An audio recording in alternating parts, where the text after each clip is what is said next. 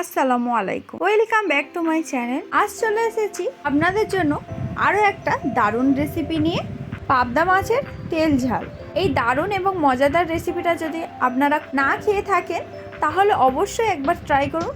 কথা দিচ্ছি আপনাদের অনেক বেশি ভালো লাগবে।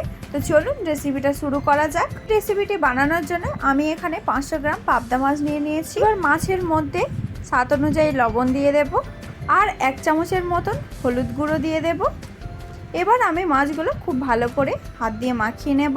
তো আপনাদের কাদের কাদের এই পাবদা মাছ খেতে খুব ভালো লাগে? আমার তো বেশ ভালোই লাগে। মাখানো হয়ে গিয়েছে, চলুন এবার দেখে নিই এই রেসিপিটি বানানোর জন্য কি কি মশলা লাগবে। কালো সর্ষে, আপনারা চাইলে সাদা সর্ষে নিতে পারেন। তারপরে পোস্ত, আদা এবং রসুন পেস্ট করে নেব।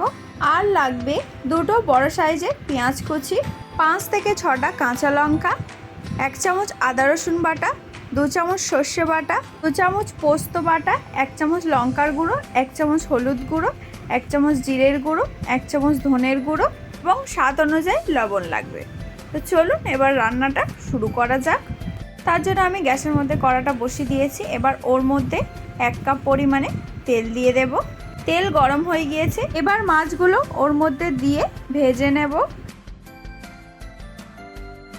মাছগুলো উল্টে পাল্টে লাল লাল করে ভেজে নিতে হবে।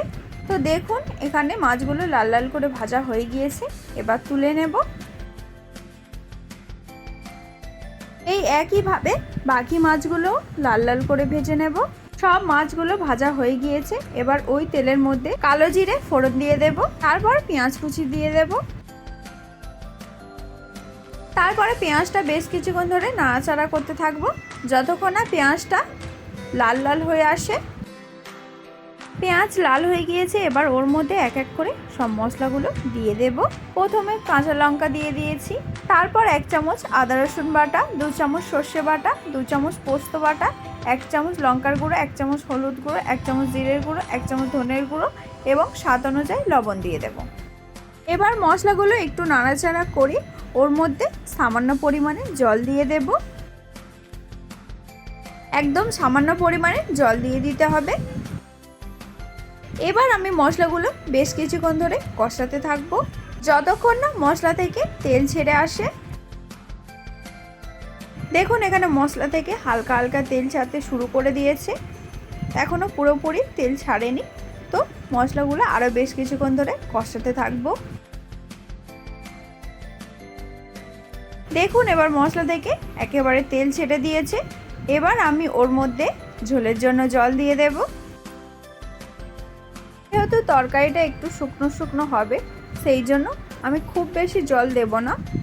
আপনারাও আপনাদের অনুযায়ী মতো জল দিয়ে দেবেন। ঝোল ফুটে উঠেছে, এবার আমি ওর মধ্যে ভেজে রাখা মাছগুলো দিয়ে দেব। তারপরে একটু নাড়াচাড়া করে ওর মধ্যে ঢাকনা দিয়ে দেব।